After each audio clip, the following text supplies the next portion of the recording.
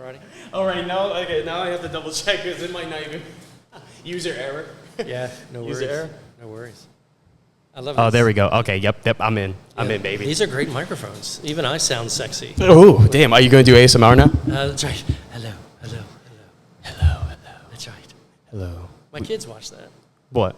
ASMR videos. Oh, really? Yeah. That's so funny. I actually, just in case, put this mic a little bit closer to you. Yeah, for sure. Right there. Yeah. No, they totally watch those videos, and There we go. I think in some ways they're like, I don't want to say they make fun of them, but they make fun of them. Yeah.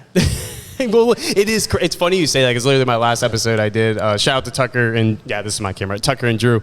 Like the things that are on the algorithm and stuff now on YouTube, it's like absurdities and like, that's just what the culture, like the culture that's growing up now is just anything that just distracts the mind. Like even if it's like a 2-second like thing, but ASMR, you have people doing the weirdest things. There's one with lawn mowing, like just people just mowing the lawn. But I was like, oh damn, it makes me sweat just think about that. Like, I don't know about that. Yeah. You and I should do one, like like feeling the droplets coming off the cans. Oh wait, oh really? Oh, the Slyclydes right here. You got on the side here. Yeah. Oh, that was good. That was actually really. Just right on your face. Oh, yo, I might have to actually soundbite that. I'm gonna have to take that. just like, because like if someone's wearing like some fresh clothes or something, I could just. I like it. I can't even. I'm sorry. Honestly, I smoked a little doobie before I got here. Got the cotton mouth. But the draw ASMR we can do. Oh, what else? We can do. Like cooking, like just pans hitting. Yeah, pans are good. And pans are good. Pans are good. Opening cans are good. Oh damn. Oh wait, actually, wait, hold up. Yeah. Kind of the Coors thing going on. It's not a can, but we're gonna try some bottle popping. Bottle popping. Bottle popping, y'all. Here. This is not just any water, y'all. This is some Icelandic pH-balanced glacial water. And the pH is 8.4. All right, y'all. So we are balanced as can be. We are based as can be. Well-based. Yeah, well-based. All right, cheers. Oh, dang it. Oh, damn. I messed up. Next time, part 2. Probably redemption with the cans. No, but actually talking about, like, Doug, thank you so much for your time. Absolutely. For coming on the podcast. Seriously, it's awesome because it's funny because again when I first moved down here, I know we talked outside the podcast, but moving down here and first trying your Slyclyde, blackberry mint right here too, the first one that got me hooked. There we go. Y'all got best cider I've had, hands down. And ever since then, I was like, I gotta get these people on, and I thought it was almost impossible. So it's good to you're honestly I'm kind of nerding out because it's cool to meet someone that you're like, dang, your product is good. I appreciate it. It's like to actually meet the creator. Well, one of them. Your brother. Actually, tell me your story about that actually, because it's funny. Because I was doing a little. Sorry, I'm going to a little ramble, but no worries. Yeah, I mean, I think it was over Christmas dinner. We kind of finished with the pie, and my brother Tim said to me, we need to do something about our grandfather's house. It was in Phoebus, and so Phoebus is this interesting community in Hampton. Okay. Because Phoebus has been around a long time, and it's been a lot of things over a lot of years. And it's actually written in the congressional record of the 19th century. Phoebus was rough. Really? There were 53 saloons in that little community of Phoebus. And, you read through the congressional record, and it sounds like something out of Hollywood. Like, people are, getting beat up in the streets and thrown out of windows. And, You think it's the Wild West? It was the Wild East. Yeah, I mean, you can't go much further east, right? Yeah. Certainly not on 64 now. But yeah. What had happened was the train from Chicago actually stopped in Phoebus. Really? And then you had this, veterans home there after the American Civil War. And you had, all of these, free, formerly enslaved families that gathered because of Fort Monroe. This is, an amazing place. I didn't realize how much history, because I've never heard. Honestly, not gonna lie, I've never heard about it until you gotta later. Get to Fort Monroe, man. It's okay. It is where the first freed, what became African Americans, became freed. They crossed the bridge, and there's this great story about how they become these free souls. It's got this amazing history. I was gonna. And there was a military base there, like almost from the beginning. It used to be an Army base, right? And so you had like the Navy base, and these guys would come over from Norfolk, and you'd have like the Army base, and you'd have the veterans, and you'd have all the gangsters coming down out of Chicago. Wow. It was crazy as hell. That would actually be a cool storyline right there. Just like make a good, Netflix special, pitch it. I can see that. There you go. Yeah. So you're going to be a director now? You're going to give up the cider life? No, that would be great. Never giving up the cider life. But what it meant is Phoebus, though. Yeah, was Phoebus. like, It was really cool because it had these 53 saloons. So, great history. A lot of character, I can imagine. A lot of character. My family had a place in Phoebus for more than 100 years. A business. Really? Okay. They had a funeral home there. They had a florist there. Anyway, we had to do something. The house my grandfather grew up in. What did your grandfather do? He was a mortician. He was a mortician? Yeah, like his father before him. Oh, so the mortician was just the main thing of your family. Yeah. Okay. Why? Did you ever go to work with him? Like, you ever take your grandson to work there? Yeah. I mean, my dad is as well. Oh, okay. Damn, even your dad. Oh, wow. Well, even my brother, Tim. My business partner, Tim. Yeah, he's a mortician. R. Hayden Smith Funeral Home. Really? Absolutely. Why? And, like, what? Honestly, like, what? Because that's something that just, like, you don't hear a lot. So it's like, why? Like, what? Like, what's interesting about it? Like, what is like keeps you interested to do this job every day? Because it's like, you know what I mean? Not many people are like, they think of like working with bodies. No, I don't know about that. You know what I mean? So it's like, I would like to pick your brains on that. You know, a whole lineage. Like, yeah. Go ahead. Sorry. I mean, just the public service element of that. I mean, you know everybody in town, and you're greeting people at the lowest part of their lives, and you're just really able to build community and heal and provide space for people to mourn. I mean, I'm so fortunate to have grown up in that. I didn't go into that, but my brother did. And, well, actually, Clyde, when you say Slyclyde, Clyde was my grandfather. He was a mortician, and he was funny. He was super funny. Well, we like to say Sly. Yeah, I like that. And he always had this little smile, like he knew something about life that you didn't quite know, but he knew you were going to get it sooner or later. Mm-hmm. And so when we went... Wait, he would, as in, like... Sorry, I didn't mean to cut you off. But, like, so, like, he would just let you learn on your own as he watched on the side? Or, like, was it just, like... Yeah. Like, yeah, okay. If that makes sense. I don't want to take words out of your mouth. But. No. I mean, I think for him, life is happening around us all the time. Mm-hmm. And there's never a doubt in his mind that life at some day will stop happening. And so he made the best of it. He was just friendly and outgoing, and we could think of no better person to tie the brand to than my grandmother Clyde. It's his house, but we wanted to say he was a little sly at the same time. He was a lot of fun. I was gonna say, like, is that something you realize, like, in your father as well, is like that because now it came to mind when you're saying that, when he's so humble, very humble of the life he has. You're so close to, like you said, you're greeting people in the most lowest of lows. You're seeing death every day. So I can imagine, like, there's probably some dark days. Everybody fights by themselves. Like, they'll reflect on life. Like, damn, what's the purpose? But, like, he seems like a very positive attitude about, like, hey, like, we're only here for a limited time. Like, so is that something you've learned from him? Like, look, a big thing. Yeah, I mean, I always put like 10 pounds of potatoes in a 5-pound sack. Are you kidding? I love that. That's kind of, I mean, the whole family does that. It's just, we take on so much, but you're here for such a short amount of time. You just have to fill it. You just got to fill it. Like, when did that, like, really hit you? Like, growing, like, was it something that you learned at a very young age, or was it something that, like, at, like, high school, you just, like, clicked? You're like, damn, like, this is what, like, I'm supposed to do, just, like... I think it was always around us. I think it was just always around us. But, the older you get, you're more reflective. Like, I'm an old guy now, and so, like, I reflect on this stuff, and, I always write the book in my mind, but never, kind of on the page. And I think that's just... Looking back, it is an element of every one of them. There's 4 brothers. Four brothers. Okay. 4 brothers. So it's Tim and I, and then 2 other brothers who decided not to get into the cider business. Yeah. And I think we're all that way, all 4 of us. Mm-hmm. I think we just pack it full, and maybe it's because we know we're going to pack it as long as we can. Yeah, because it's such a limited. Because what I mean, like, we're so. It's great that you say that, honestly, Doug. Because this is something I just been more appreciative is just taking a second and, like, there's this book of reminders that my friends sent out to me. Shout out to you, Luke. It's just book of reminders, and one of them is, the first thing is just the breath we take.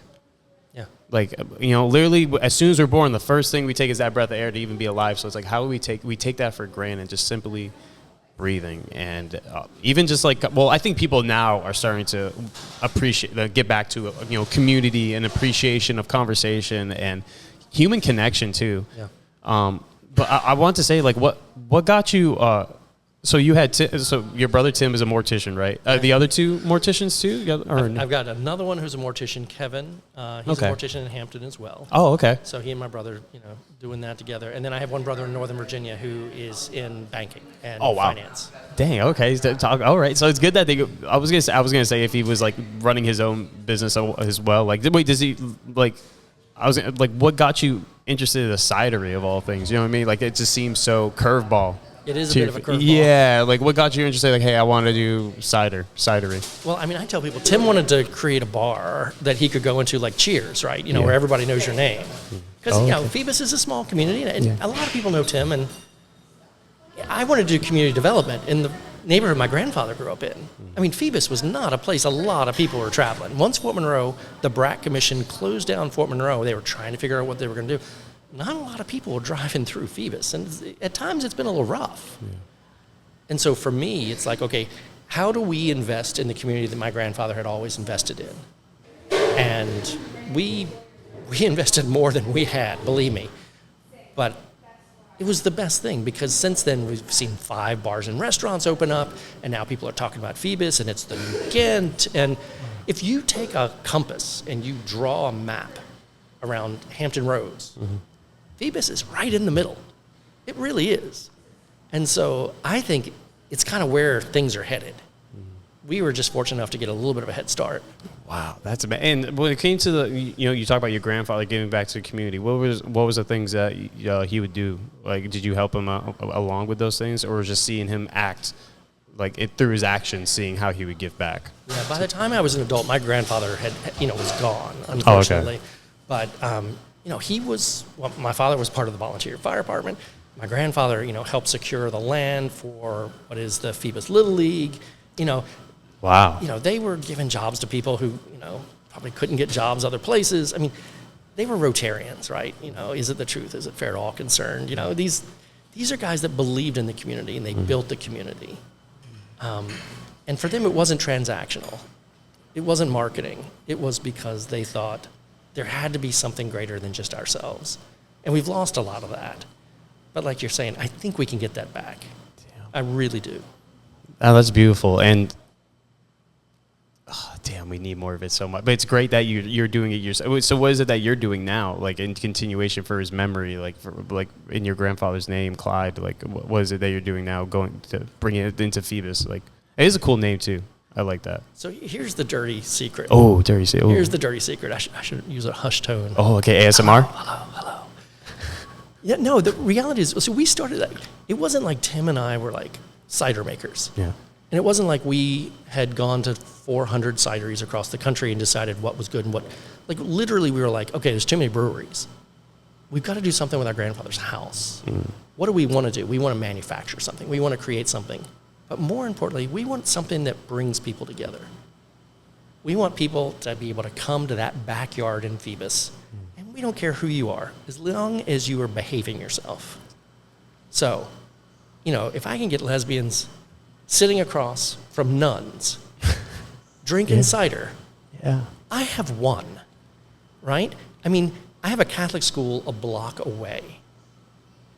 I have military people coming in and out. I've got bikers, like motorcyclists who roll in, and they're on their way to one of the local watering holes, which is great, and they stop in, and inevitably they're like, oh, I'm too manly to drink cider. What?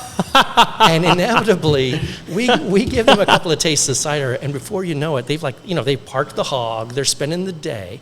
And that's the thing. If we can get people sitting across from each other and creating conversations about who they are and what they want, we win. It is just happenstance that it is cider that does that. Yeah. But man, it has just been electric for us for the last 6 years, because people desperately want to be able to get to know their neighbors where they can be themselves. Now, I don't want to suggest to you that everybody comes in and is on their best behavior, which is why we have really large security people that often we'll have to encourage people to find a different watering hole. Yeah. But if you want to come and be yourself, whoever you are, and you're good to sit across from people who are being themselves, being whoever they want to be, and build a sense of community, man, Slyclyde's where it's at. It really is. My fault. Oh, dang, my fault. No, but and I love that is amazing because the great point that you made there is just you found something that like did you even expect it to get this big? Like how? No. It was. I mean, I hope no one from the city of Hampton hears this. When we were starting this, I can't promise you that. we went to the city and we like boldly said to them, yeah, we're gonna make like 13,000 gallons, maybe 15,000. You know, we're selling it, right? We're gonna make like 15,000 gallons of cider, and it's gonna be great for Hampton. And this is why you should let us do this. And we had lots of meetings, and in the end, they were like, okay, yeah, you know, something's got to happen in Phoebus. Glad you guys are putting the investment in. All right, we'll do it. Was that challenging by any chance? Like our first year, we made more than 50,000 gallons of cider. So no, it is not what we expected. Wow. Yo, and like, so you had 15,000. Wait, what? Oh my, 50,000. What? I mean, our cider maker was like, okay, we got to get more juice. Okay, we got to figure out what more ciders we're going to do. We learned a lot in that first year. We used to serve cider in a 500 ml bottle. It looked like a medicine bottle. Really? So it's a half a liter bottle, glass. Do you still have those bottles? No. Oh, that would be so sick. I was like, yo, I'd buy one just for collective purposes. We were selling these cider bottles, and it was really cool, and it was kind of old timey. And then we realized, you know, God, people are taking a lot of these bottles to the beach and the pool. We don't need that. I went up to Richmond, and I was doing a tasting, and a guy drank one of these bottles, half a liter, drank a bottle of cider, and he was like, that's good, let me have another. And I was like, ooh, okay, and I gave him another one, and he knocked it back in Richmond, Virginia. True story. And he said, give me a third. And I said, what? You've had a bottle and a half of wine right now. Let that sink in. He was like, oh, well, I can't taste into the alcohol. Yeah. And I said, you know, it's not about the alcohol. It's about the people you're drinking with. Mm-hmm. It's about building that sense of community and that conversation. Yeah. And I did not give him that third one, which was good because I think he was driving home. Yeah, I was gonna say, he might have gotten Uber that night. No, but that's what I love. That's so deadly about it's deadly delicious. It's like I'm like, wow, is this really? Yeah. Listen, right. 7%. Are you sure? Double checking. I'm like, oh damn, I have to like pinch myself. I just love again, just because you found something that brought, like you said, brought people together from all walks of life, and that's beautiful. And that's what, like me growing up, I'm a first generation American, so it's like both my sides of the family very family oriented community. So it's great to hear like you as well, like your family was so strong, very because I think that's another thing a lot of people are missing is having that strong family community. It's there's a lack of father figures out there. There's a lack of like support for fathers, and there's a lack of it just seems like it's not being promoted as much anymore. Like the family, like community and stuff. Maybe that's just me. I don't want to be negative, but this is positive. All these things changing.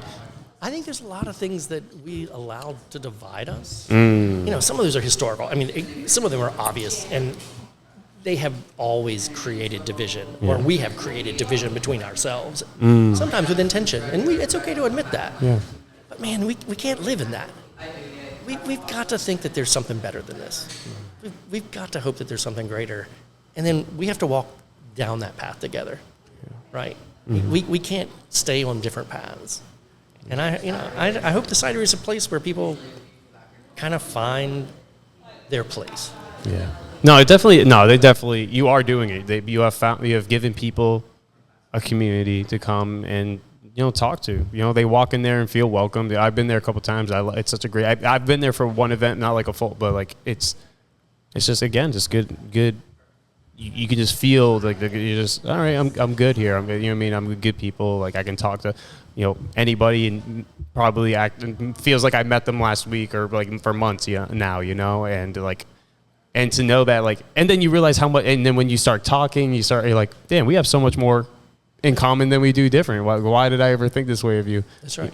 Yeah, but it's hard though, because we're humans, and it's just hard. It's like I've definitely fucked up a lot. I messed up a lot of times too. Like it was just like even just like judging character right away instead of taking the time to like actually know the individual and be like, oh, like, oh, you're actually really cool. You know, I mean, that's what I love about doing this, because there's a lot of people I've had on, and I'm just like, oh, dang, like 180, like, and it's just, I love the connections made and the stories, and it's beautiful. And like, Alex, actually, and like, what's your like when it came to like that first year, going back to the first year? So like, so obviously one of the biggest challenges was keeping up with, you know, demand. Like, and how did you go through that? Like, what were the challenges that you thought were going to be challenging and you ended up overcoming them easier than you thought, and what were actually challenging you didn't expect? Yeah, you know, we worked really hard to find our first cider maker. Now, okay. Yeah, that's actually yeah, perfect. Yeah. Yeah, Tim actually makes cider. Oh, okay. Yeah. Wait, so this is something he did before, or was it something that he picked up? Oh, okay. When we decided, when we decided we were going to do this, Tim was like, well, I guess I'll take a class. So he like went out to Oregon, and he took this week-long class, and he started making cider, which I thought was, you know, it was great on him. And then I drank it, and I was like, God, we got to find a cider maker. He's like, wait, so let me ask, so like, what was your goals when you were making the cider? Like, what was the blueberry mint your first, or was it just a cider? Like, what were the flavors that you had? Like, what were your goals when you were making them? Sorry, I'm like asking too many things. No, it's great. No, we just wanted to make cider that people would love. Yeah. You know, we didn't want to make one of these fancy ciders where you kind of have to like lift your pinky in order to drink it. Like, this is a pinky-free zone, is what we say to folks. I like that. You know, you're not going to get the terroir of the apple or whatever. We just wanted people to be able to drink a cider and maybe talk about it. And so that was the goal. Tim was making these like crazy, like Old Bay ciders. You know, he was just crazy. He's the creative one. Okay, gotcha. Like he is like, he's the artist in the family. And the Old Bay cider, though, that's that's different. He claims that there was one that was good. We still have tried to find that one to this day. But he actually, I mean, all kidding aside, he made some ciders that were pretty good. But, But I was working, he was working. We needed to find somebody who knew what they were going to do. Like, we didn't want to spend our first 2 years figuring this out. And so we tracked down this guy. I was like tracking him around the country. And we tracked him down. Really? Yeah. He was in the Northwest. Wait, there's like a cider tracker? No. Cider man, I was just like, man, I'm a pro with Google. Yeah. I tracked him down, and he had been the founding cider maker of Seattle Cider Company, which is like a big West Coast cidery. Really? And I was like, man, okay, that guy's going to be interesting. And so I talked to the folks in the Northwest Cider Association. They were like, nah, he's not here anymore. He's in Ireland, I think. So I track him down in Ireland. Yeah, it was maybe Northern Ireland. And I called him up, and I was like, look, I really want to talk to you about this job. I'd love for you to move back to the United States and be our founding cider maker. And I just need you to commit to 18 months. Like, you just come in, you get us off the ground, you help us build this brand new building. And he was like, okay. All right, yeah, I think we could do that. So we worked out a timeline. He never had been to Phoebus, Virginia. Moves to Phoebus, Virginia, right? Moves to Hampton, comes in with his family, and he just helps us build the building, builds our first ciders, helps us with marketing, helps us with candidates. I mean, like, this guy knows what he's doing, which is great, because we could have really screwed it up. And he's the one, like, he and his wife over dinner one night, in fact, I actually think Brent Miles' wife, Kaylee, came up with the Blackberry Mint, the inkjet, which is the cider that really built the company. Like, it has really been very, very popular. Although Sandbar, our raspberry lemon, is really popular. Our submersive you'll find everywhere, just the straight apple. But we started getting the formulas down, and I think that was a surprise for us that we were able to hit so much lightning in a bottle so quickly. The timing was good. People locally were very supportive. We've worked with these great distributors, Hoffman and, on the south side, and M. Price on the peninsula. They've been very supportive, and we've really been able to come to that game in a way that's unique. And I think part of that is because it's not a transaction. Like, it's not, here, buy my cider. It's been, like, it's about the community. It's about these two crazy brothers that have done this. It's about Phoebus coming back. But ultimately, it's about the people drinking it. You know, are you a coastal, passionate adventurer? Then this is probably a great brand for you to try. You're not going to like all of them. But I guarantee you, if you drink 10 of our ciders, you're going to find 4 you love, and at least 2 that you really like. You might have 2 that you don't like at all, and that's okay. That's all right. And it's, again, it's just, we underestimate how powerful we can support each other in our communities and our dreams. If and like you said, you had such great support from your community, because I can imagine, they just see you putting in the risk, the effort. It's like, damn, like, why am I not gonna, get a cider? Like it's just, and I think that's it's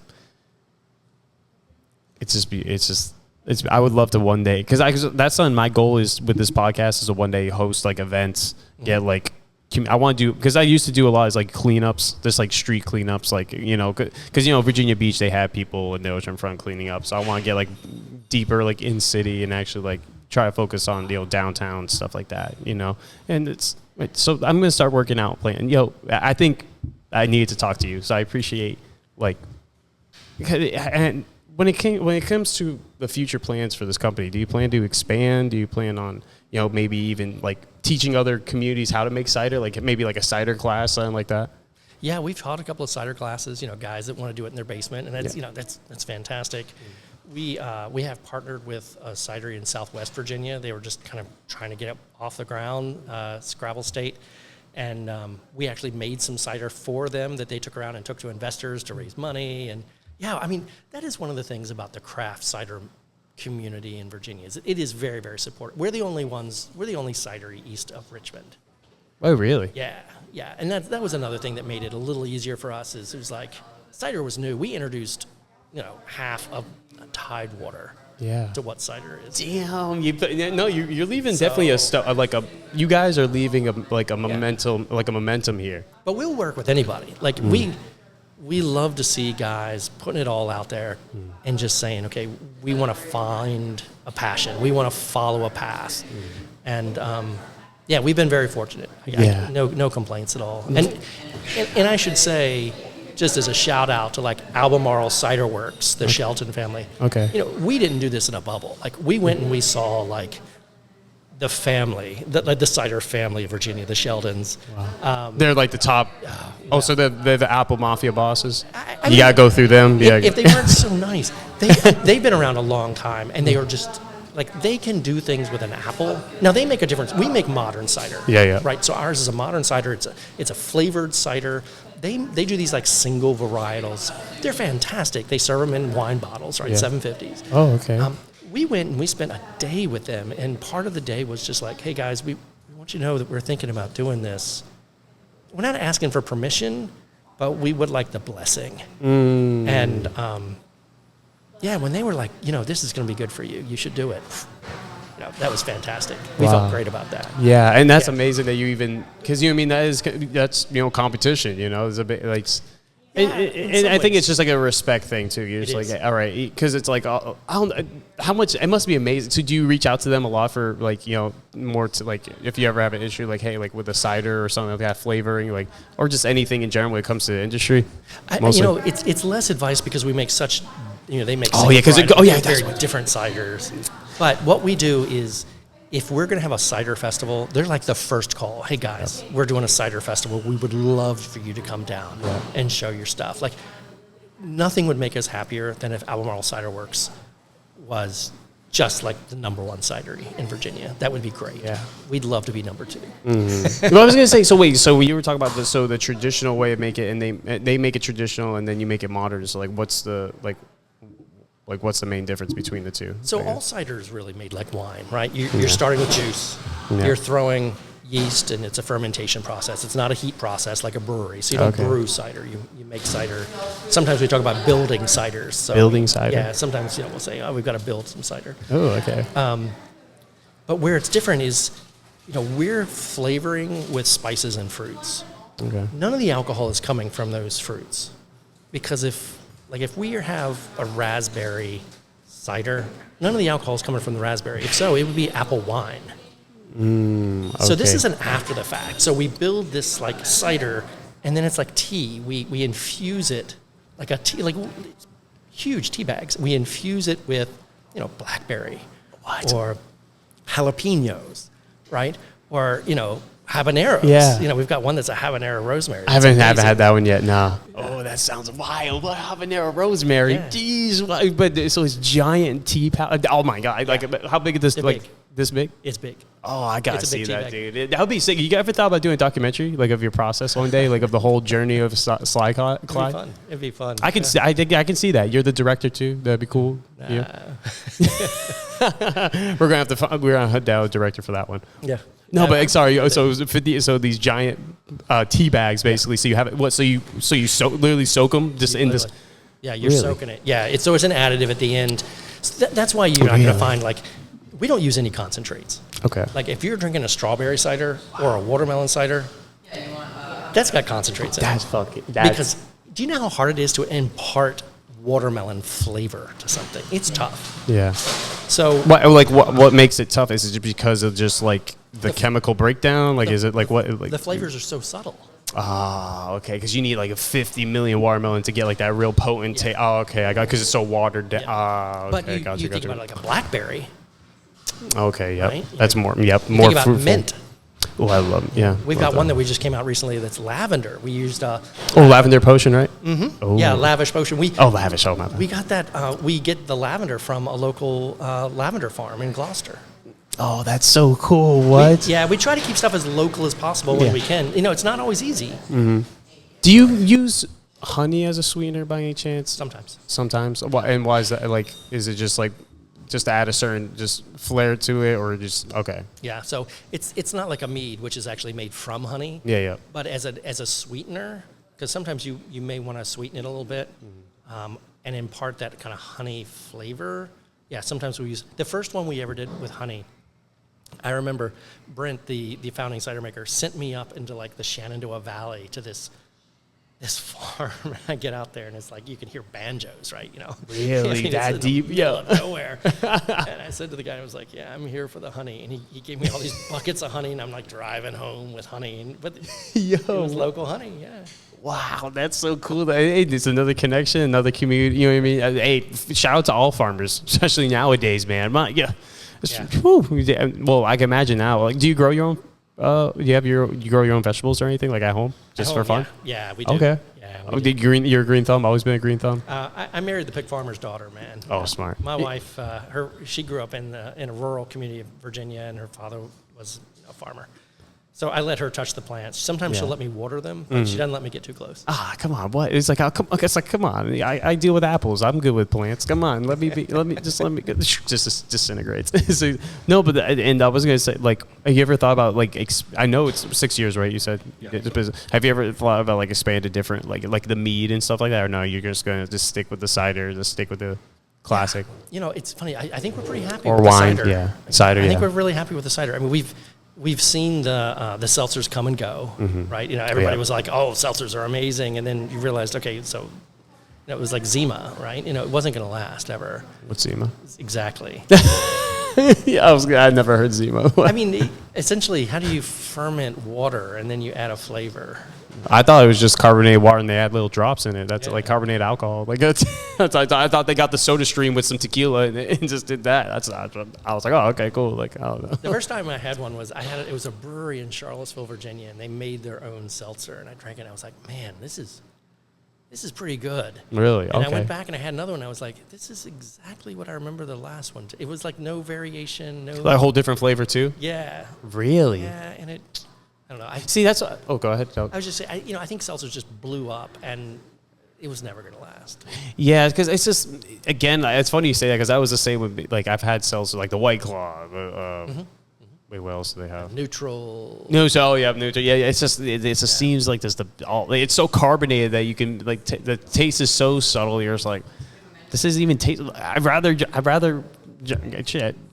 I'd rather just drink some Fireball at this point. If I'm just trying to get to the point of getting drunk, like, damn, why am I going to torture myself? Well, I'll torture myself with Fireball, never mind. But it makes me so burpy. That's the thing. It's just very burpy. Mm-hmm. No, so have you been like when it comes to now, like your inspirations when making new flavors? Do you because you tour around the country, right, to do different like tastings and stuff to get other perspectives, or do you just kind of just wing it? Like, we're part of the American Cider Association, and one of the neat things that they do when they get together every year is they have this kind of cider share, and it's a couple thousand people all sharing their cider with each other, and you drink some pretty interesting ones, and you drink some that are just like, whew, this is horrible.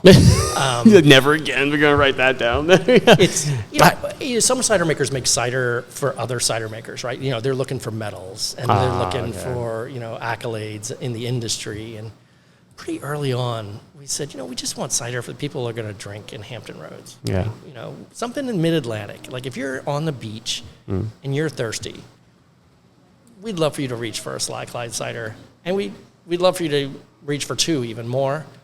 That's not going to be, a super fancy, super dry, like you're drinking through an athletic sock or something. It just doesn't do it for us. When I go to France, I always drink French ciders. Okay. And I just give thanks for American ciders.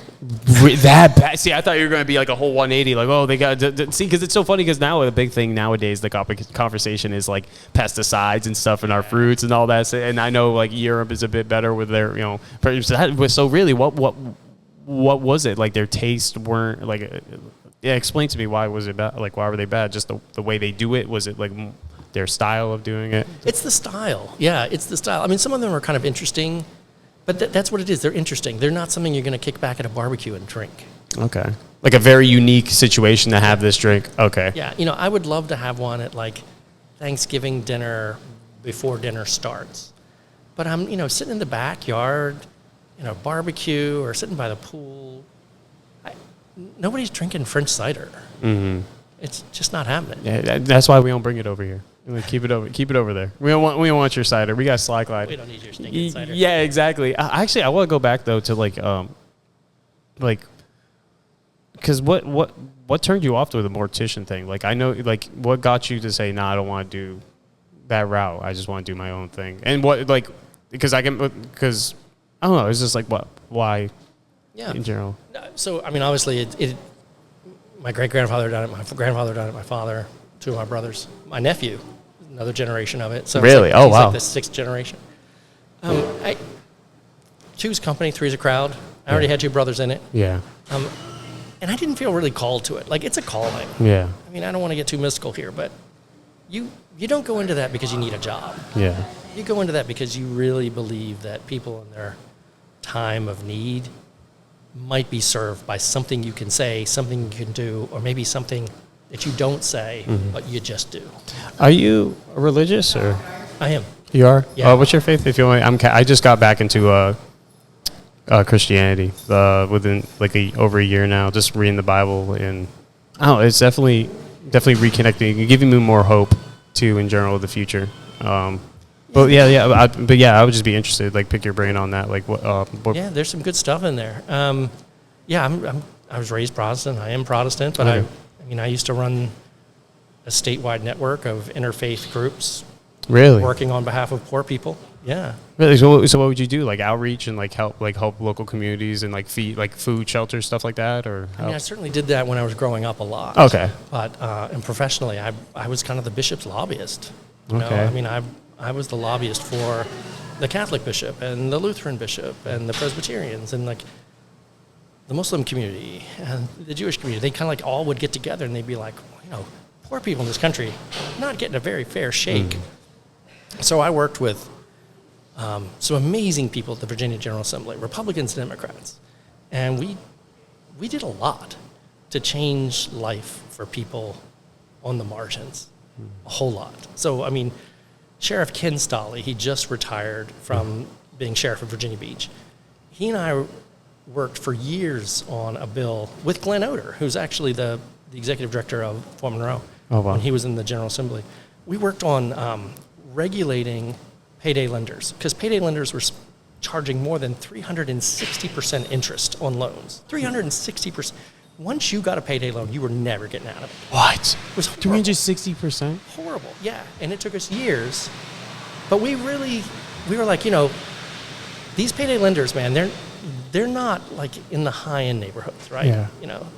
There's a reason they put them where they did. Exactly. And so we worked, and we got that number down to something more reasonable over years. Wow. How was that battle? I can imagine it must have been. Epic. Yeah. Epic.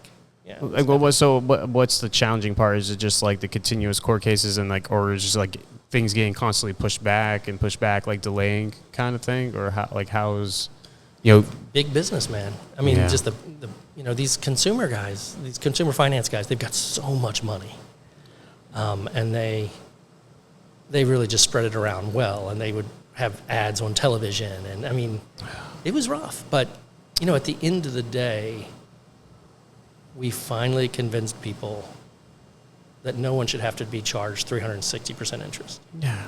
That's just, and it sucks because especially I can imagine this day and age too. It's just everybody's living more paycheck to paycheck, and to fall into that trap and he's like losing hope and not even able to have any opportunity to grow and expand, and like I can't even.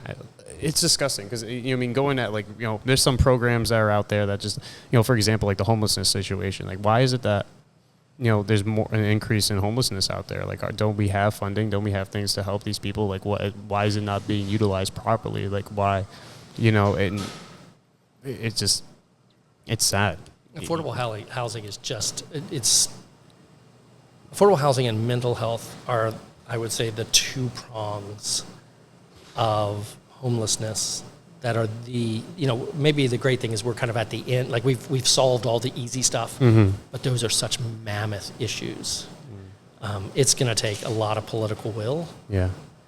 And we have people that have the political will, just not enough people are ready to step into that breach. It really is a breach. There's kind of two sides sometimes to these things. And people make the wrong decisions. Like they make poor choices sometimes, but it doesn't mean that there's not grace and there's not the ability for people to do better, And that's how we probably approach, to be honest with you, Slyclyde and Phoebus, Virginia.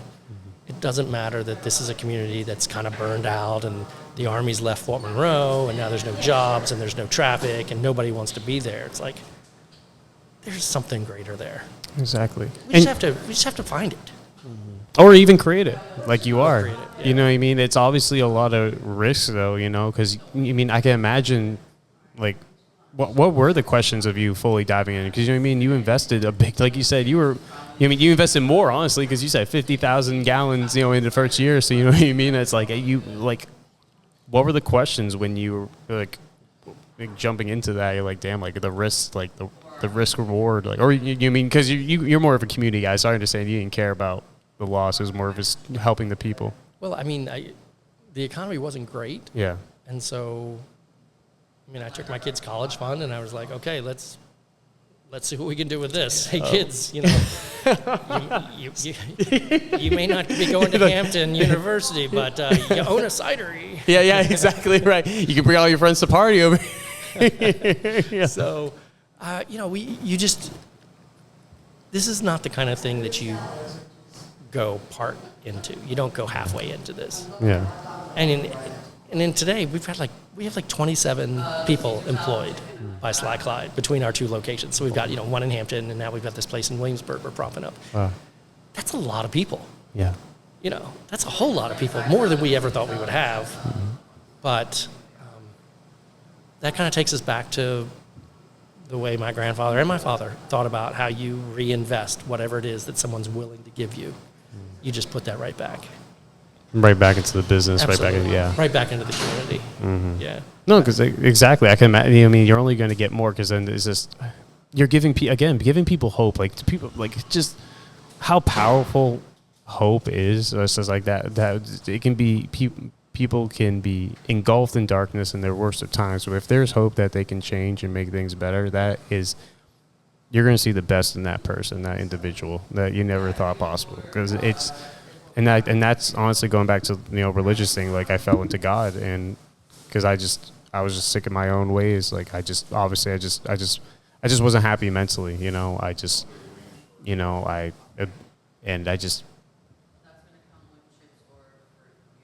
fell into God, and things went from there. Were you looking for something? A community, man. Other men to talk about things that we've gone through in society. Just personal struggles that again, it's that community, man. And that's something I want to give myself. I want to build that myself. I want to build a community where people can come and and that's why it's like seeing you and like hearing your like just hearing what you've been talking about today is just so inspirational to me. I'm like, damn, like you know, you just got to do it. You got to put the extra 5 pounds in that 5 pound that 10 pounds in that 5 pound bag. You know, it's because I can't imagine like what are questions you ask yourself like when it comes to just like your purpose in life, like what, you know, like what do you want to leave behind, Doug? You know, at my age, I should have a better answer for that too. No, you're good. I've got a great family. I've got 2 daughters. You know, I would love for them to have a better earth. One of the things about Slyclyde is people come to us all the time. They're looking for money or donations or things for auctions and things. We really primarily focus on stuff related to the bay and the environment. Yeah. And I think part of that's because Tim is just an avid fisherman, loves to go out and, you know. Really? He doesn't care whether he catches anything or not. Do you fish too or no? I don't. No. I mean, I'll go out. I'll go occasionally. With a nice Slyclyde. That's right. But never driving the boat. yeah, exactly. You know, but I think, you know, for both of us, we want to leave stuff better than when we found it. And that may be the story of the business. It may be the story of who we are, which is like trying to leave things a little better than we found it. And it doesn't always work, but I'll take 2 steps forward if it's only 1 step back. Hey. That'll work. That'll work for me. No, that's good. You know, and it's just good that you have that positive outlook too, no matter what. Because another thing that's hard too for a lot of people is to get away from that negative mindset path. You know, and going back to like my personal thing was I was always so negative on myself, and now appreciating the journey of how far I've gone. And you know, everybody out there listening, like you're worthy. You've done great things. Just keep pushing. You deserve it. You deserve self-love, because if you can't love yourself, how can you give back to the ones you love, your community, you know? Because it isn't the same, because you're not your full you. You're not your fully true potential. And you deserve to love yourself and figure out who you are. And, like, I feel like that's a lot. You know, me personally, that's a battle I've been going through. And, you know, I mean, you know, it's not every day, you know. It's sometimes everyday battle, you know, but we all go through it. Some better than others, and you're loved out there, you know. And it's good that you have, it's good that, you know, and it's good to have people out, because there's a lot of people like you out there that we need to shine a light on and show that, like, hey, like, you can do anything you set your mind to, stay positive, and, like, and just go for it too. Believe in yourself. Like, is that, like, did you ever have, like, self-doubt, like, at all? Like, when, like, conquering any, like, going any, like, big business journey, like, or is it kind of just, like, because you had, like, such, like, good role models, like, with business and stuff, you're like, I can just do it. You're like, you ever had, like, because, you know, other people, I guess, who never had people around them with that experience, they're more nervous to go into it. So it's like, I don't know if you had that nervousness at all. Or. Oh yeah. I mean, you're incredibly nervous. It's not about the money. Like, you know, it really is, like, you know, my family's watching, my friends are watching. Yeah. You know, I've been telling people about this thing. You know, God, I hope it works. We had this great experience. Well, it was the day we opened to the public. The day we opened the Phoebus Tap Room to the public. Yeah. We were like, man, I hope we get like a couple of hundred people here. Tim was like, oh, you know what? I'm going to go out and get 4 picnic tables. That way people have someplace to sit. You know, and we had chairs lined up and everything was fine. And we hired all these people, and it's like, okay. And we were waiting. And I don't know, it's about 9 o'clock. We were going to open at noon. I was like 9 o'clock. I looked at Tim and I was like, God, what if nobody comes to the party? Like, what if just nobody shows up? The first guy through the door was the head of economic development from Hampton. Really? He kind of had to be there. But that just shows you how much support we had from him. Wow. The better part of the story is that the line was down the block. And we think there were 3,000 people that showed up our first day. Let's go. So times what you said by 1,000. Oh, you said 300, right? Yeah, times that by 1,000. Yeah. But think about it. We had invested in 4 picnic tables, right? Yeah. It's just like, it's like a massive humanity, people everywhere, and, you know, we're trying to, like, serve, and we're looking at each other going, like, I don't think you can do flights. We're like, stop doing flights. Yeah. Just 2 pints. Because it's just too much. Wow, man. We've got people running around trying to, like, gather glasses so they can get washed because we didn't have enough glasses. Wow, man. And That's a blessing. It was great. Yeah. That's we had shown up that weekend on the top 10 things to do in Hampton Roads on the Virginia Pilot. Yeah. Top 10 things to do in Hampton Roads this weekend. Number 1 was the opening of Slyclyde. Wow. Number 2 was the tribute to Michael Jackson. This was right after he had, I think, after he passed. Yeah, it was like when we saw that day, we were like, oh my gosh, this is where all of this is coming from. And the next day was just as manic. It was great.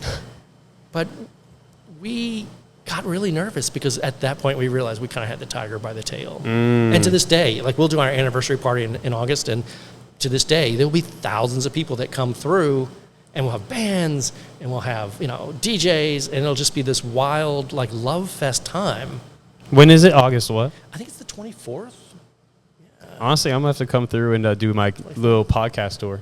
Yeah, please do. No, I love that's how I started actually when I first moved here to get guests. Was like I just found random events. I was like, hey, I'm gonna just go out there and talk to people, and then let me. No, I would love to. I'll definitely. I'll reach out and be like, hey, I'll come in. I'll do interviews. I don't know if you have do you usually do vendors, like have local vendors come and like sell their stuff? And so there aren't vendors that day. Okay. That I can think of, but what we do, no, we may be having vendors this year. Okay. But Amelia, who's our taproom manager, takes care of all that, but. What we do is we bring out like axe throwing. Oh, okay, yeah. Bounce houses and stuff like. There's no fee for that. Oh, what? Really? Absolutely not. What? Like we take care of everything. You just come, have a great time. It's like a huge festival. Yo, I think I might have to bring the fam on this. Yeah, no entry fee. What? Damn. Yeah, no, just come on, have a great time. We do special ciders that day. Yeah. Oh, really? Oh, yeah. And it's ciders that you may get that day and you may never ever see again. Oh my. Yeah. So, And it's only tap, right? I can imagine you can't. You don't have it in the cans. Oh, I was gonna say I would buy the can and keep it forever. But like, no. Tap. Damn. I'm gonna have to keep fucking tap balls all the time. Damn. And some of them you're like, I don't know about this one's kind of different. But, something like the chai cider we did a couple of years ago. People keep asking us, when are you putting that in our cans? Chai cider, huh? Yeah, it was really good. So. Okay. Well, it's just more of a hydrating kind of like taste to it? It's just the spice. People love it. Cider just does really well with a lot of different kinds of spices. And so our cider maker today is Darren Ford. New guy, not the one that began? Exactly. Okay, so got you. Brent gave us those 18 months. Yep, okay. Shout out to him. Shout out to Brent. And now he's actually getting an MBA in like Sweden. Wow. Yeah, fun guy. But so we hired, we've had a couple of folks in and out, but we've had Darren Ford is our new cider maker, and he is just brilliant. He has worked in wine in like California and in Australia, and he was working in cider in Michigan. And, once again, we called him up and we were like, hey, Darren, how'd you like to come to Phoenix, Virginia? And he was like, yeah, I'll live in Williamsburg, because his wife's a teacher in Williamsburg. Oh, wow. And he makes great cider, and he's very creative. And so we just kind of keep that tradition of wacky, fun ciders. And then we're building new ciders all the time. We're coming out with new ciders at least once a month. Yeah, I was going to say, y'all have been killing it. Like, I'm like, dang, I can't keep up. Yeah. I'm going to be an alcoholic. It's we've made over 80 ciders in the last 6 years. Really? Yeah. And how many of them? And all of them have passed, all 80, or how many have gone through the test of time? I bet 75 of those were. Really? I would argue were really, really good. We've had a couple of clunkers. Yeah. Yeah, we've had a couple of clunkers, but even those, it's like, hey, this is tap room only. Come in, try it in the tap room, and if you don't like it, that's okay. We won't make it again.